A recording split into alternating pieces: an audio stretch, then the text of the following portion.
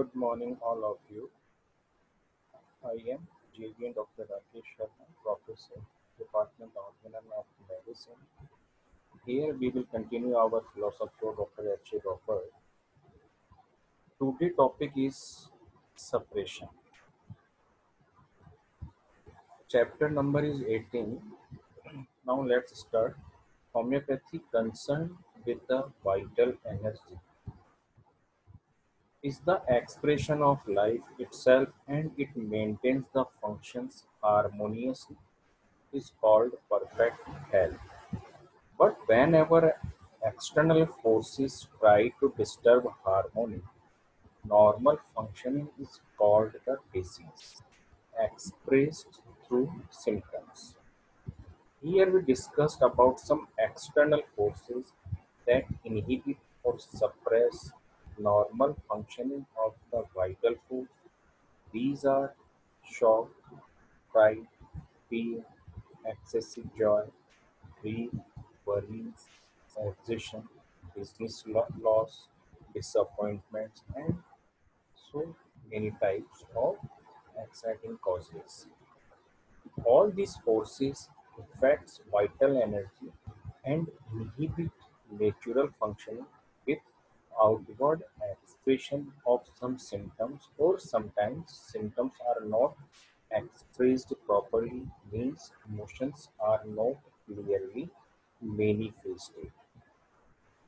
इस पैराग्राफ के अंदर हम बात कर रहे हैं कि कई बार हमारी लाइफ के अंदर एडवर्स सिचुएशन आ जाती है, किसी की डेथ हो गई, कोई बिजनेस के अंदर फेलियर हो गया, कोई डिसअपॉइंटमेंट हो गया, कोई बहुत बड़ा फियर हो गया, कोई एंजाइटी हो गई, तो उसकी वजह से जो इमोशनल चेंजेज आते हैं तो कई बार पेशेंट उनको शेयर कर लेता है, कई बार वो शेयर नहीं कर पाता, सिर्फ अपने इमोशंस को, अपनी फीलिंग्स को वो अंदर ही अंदर सप्रेस करता जाता है।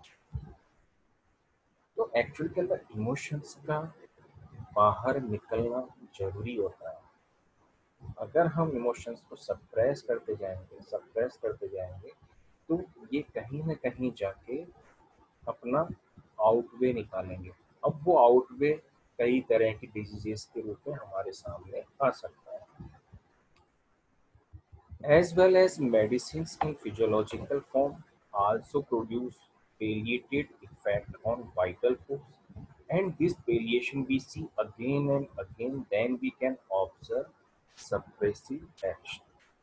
यहाँ पे तीन चीजें हमारे सामने आई है इस लाइन के अंदर कि जब हम मेडिसिन को मटेरियल फॉर्म के अंदर यूज में लेते हैं और मटेरियल फॉर्म के साथ साथ उसका डिजीज के साथ में जो रिलेशन है वो है अपोजिट वाला, एंटीपैथी वाला, तब फर्स्ट कंडीशन डेवलप होती है वेलिएशन।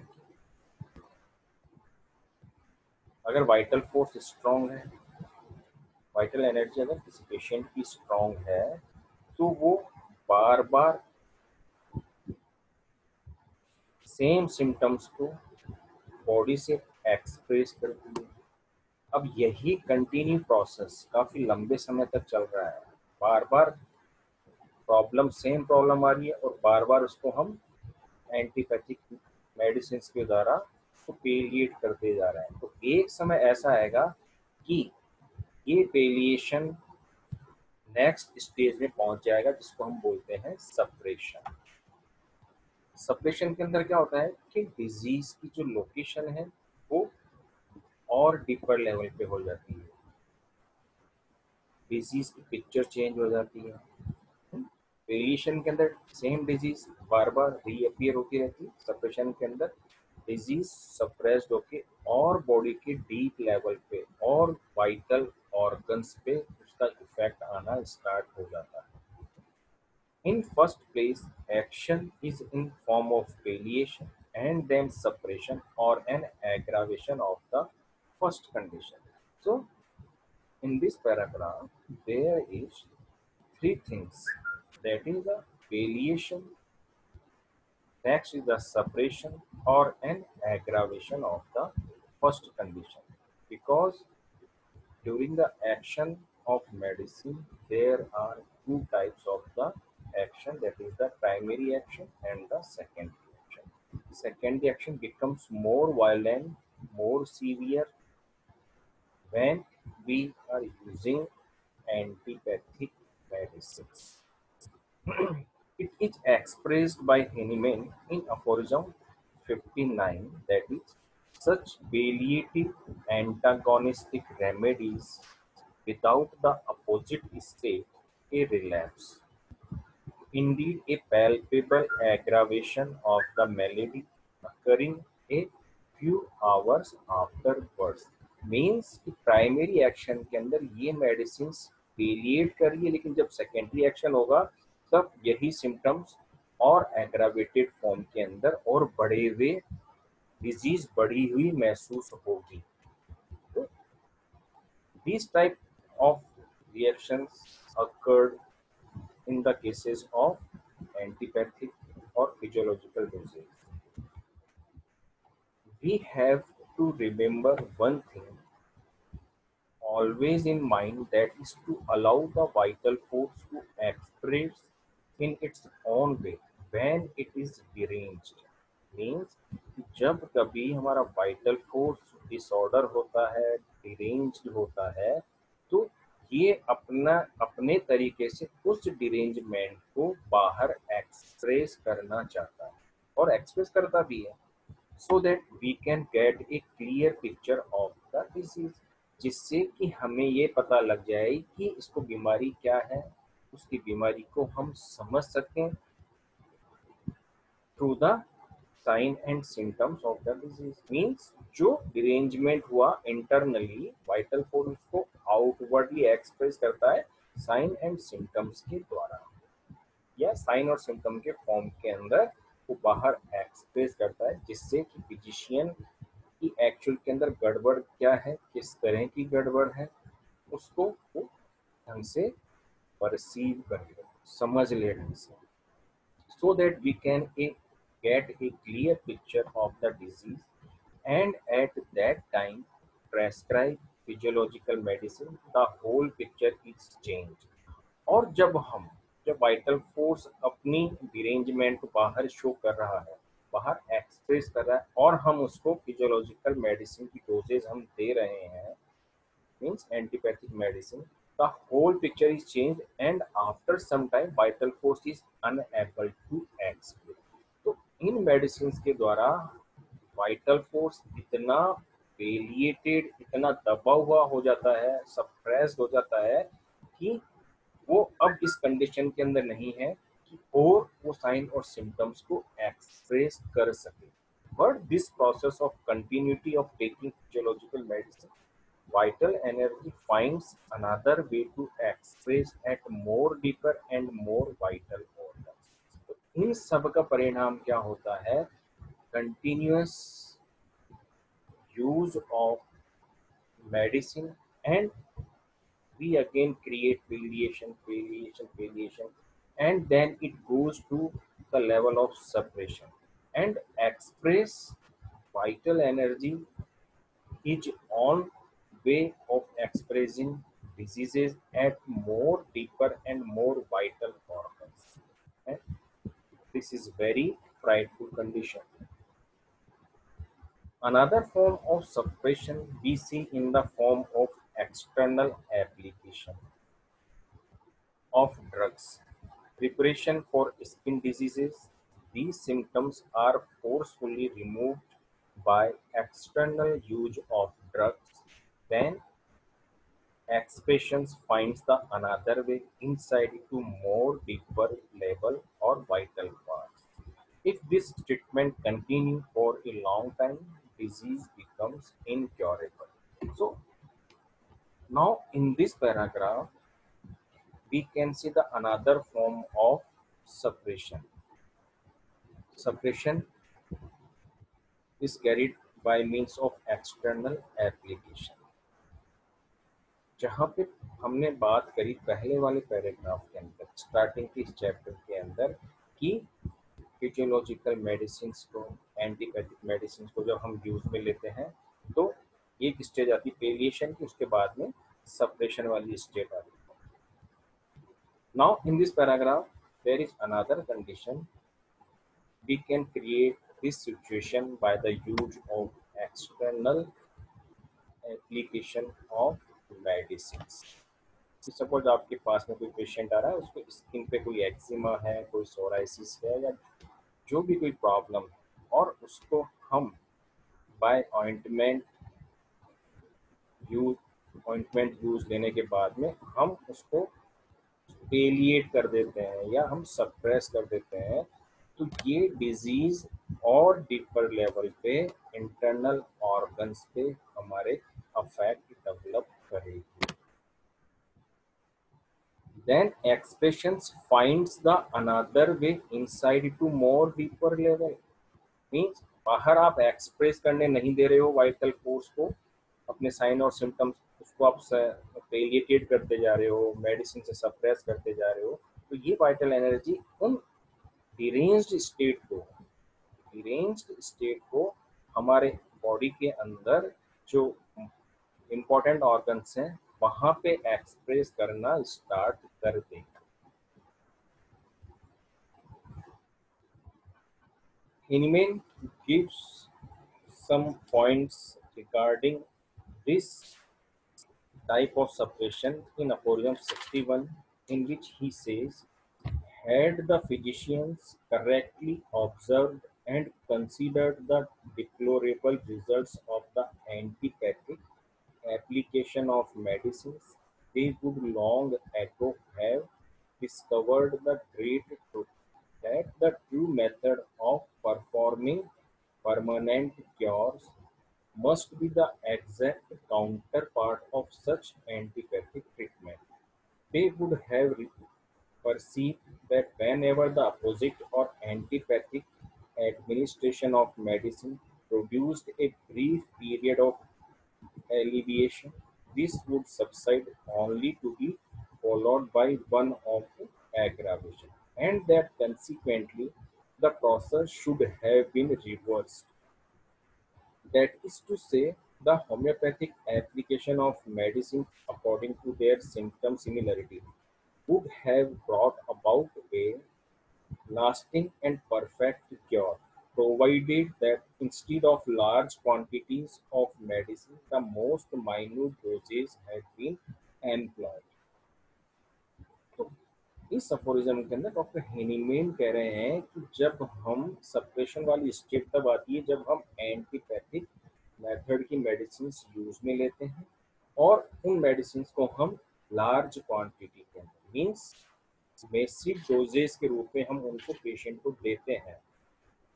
ठीक है. और इसके विपरीत जब हम होम्योपैथिक मेडिसिन देते हैं तो होम्योपैथिक मेडिसिन का डिजीज के साथ में जो रिलेशन है वो रिलेशन है सिमिलैरिटी वाला.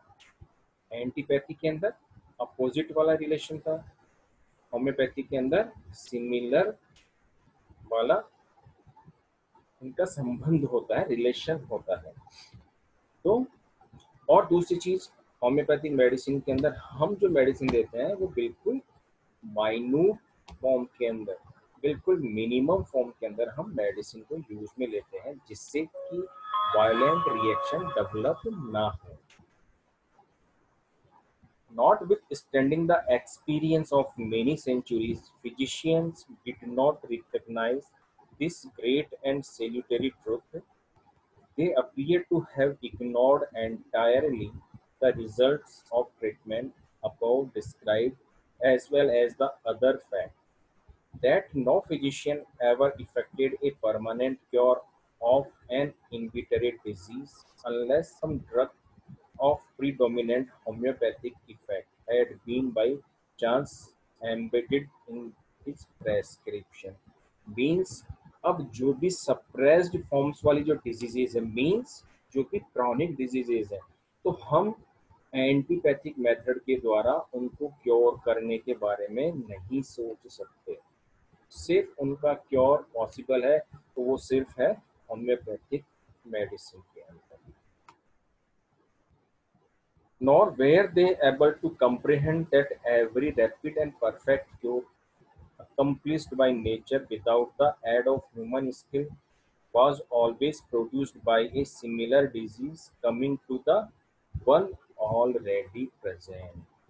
So, in this aphorism, Dr. Hahnemann clearly distinguishes the allopathic, antipathic method, and homeopathic method, and what are the drawbacks of antipathic medicines, eh, and what are the plus point positive effect of homeopathic medicine.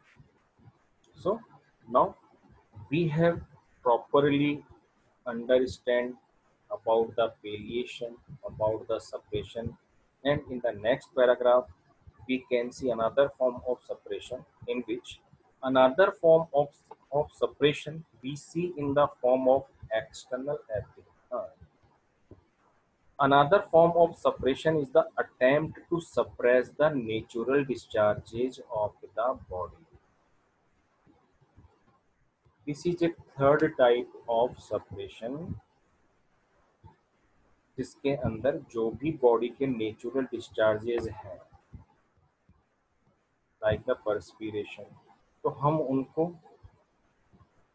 Deodorant वगैरह के से भी हम उसको suppress कर लेते हैं, तो उसके भी कुछ ना कुछ गलत इफेक्ट हमारी बॉडी पे है कि हमें डीओ वगैरह यूज में नहीं लेना चाहिए, क्योंकि body clean vital force try to clean our body through some natural discharges, eh, releasing of some toxins in the form of perspiration. If we apply deodorant, anti-perspiration perfume, these all are inhibit the natural discharges, so that toxins accumulated in our body and creates various types of diseases. So, such as perspiration by any means, so waste material taken up in other parts of the body means जो waste material था, जो toxins थे, जो body से बाहर निकलने चाहिए थे, उनको हमने suppress कर दिया, और वो टॉक्सिसिटी, वो वेस्ट मटेरियल हमारी बॉडी के अंदर अगेन डिपॉजिट होना स्टार्ट हो गया, किसी भी ऑर्गन पे उसका इफेक्ट आ सकता है.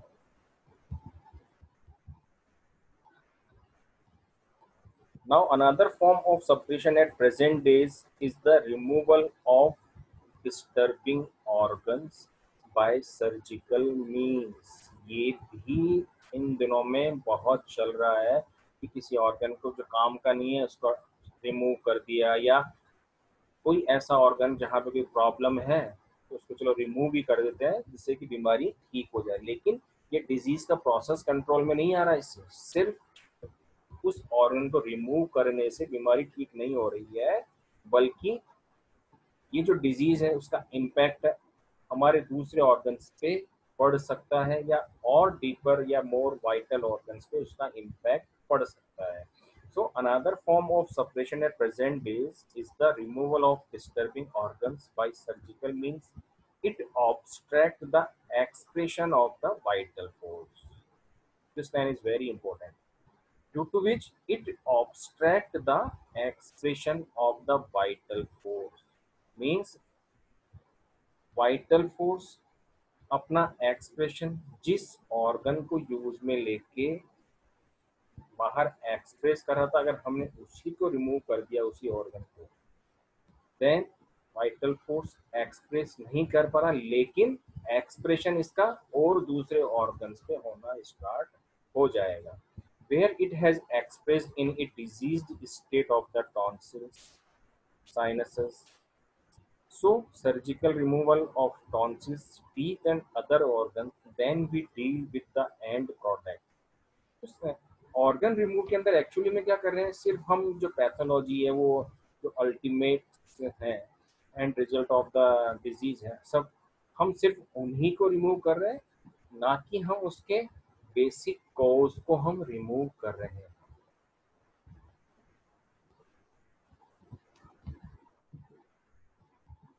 then we deal with the end product, not with the vital energy. Here we are only cutting the expressions of disease or to prevent further disease manifestation.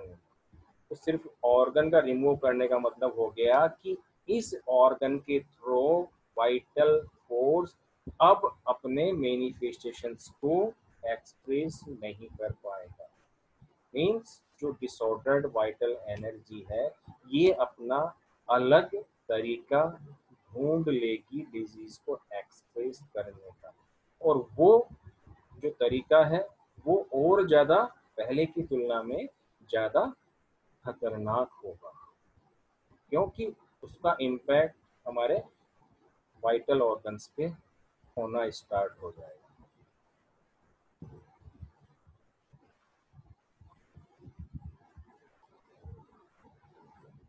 In homeopathy, we can find all the solution and has the ability to deal with these conditions, provides healing through the natural way. Here in this chapter, the last line is very important if we grasp properly. That is, in homeopathy, we have all the solutions of above cases. If we use properly our principles, if we use properly our medicines, then we can think about these types of cure. Again, thanks for listening my video lecture.